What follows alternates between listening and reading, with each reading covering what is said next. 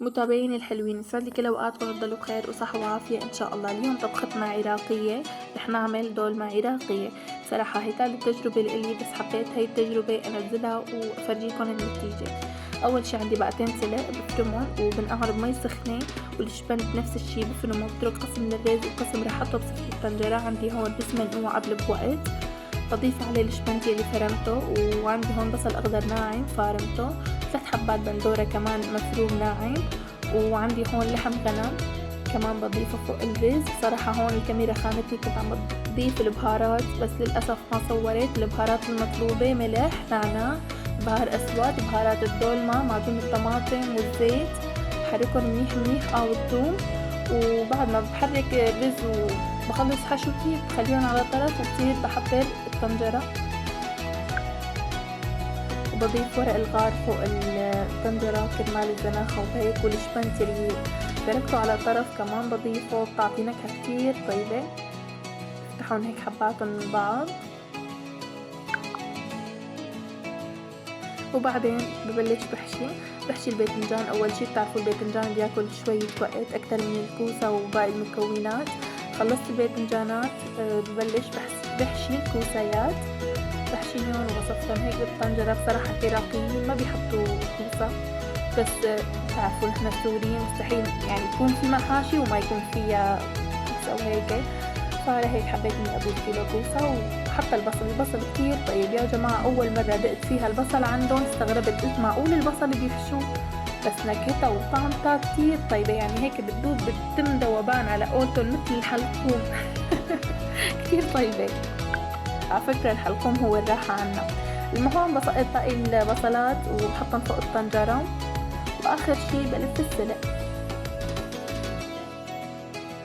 بتعرف السلق يعني ما بياخد وقت كتير على النار، فلهيك رح احط السلق اخر شي.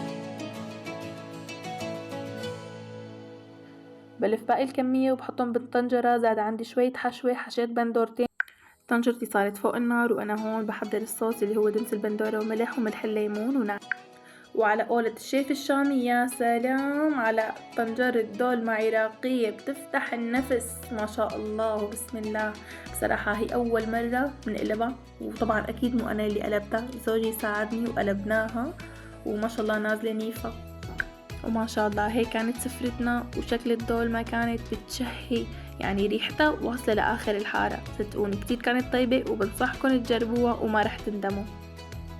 والحمد لله الذي أطعمنا وأسقانا وإليه النشور. خلصنا وجليت جلياتي، وصار وقت أشرب فنجان قهوتي على رواق.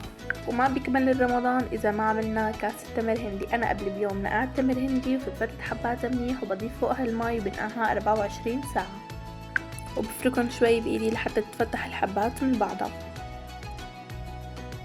وهون بعد 24 ساعة الحبات التمر هندي عندي تفتحت من بعضها منيح، وصار بدها فركة مزبوطة.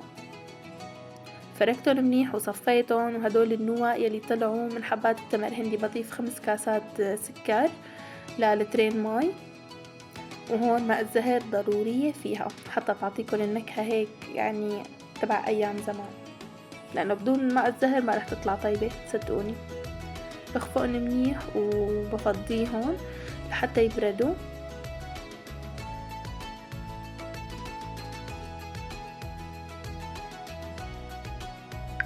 وبعد ما برد عندي التمر هندي بصب أول كاسة.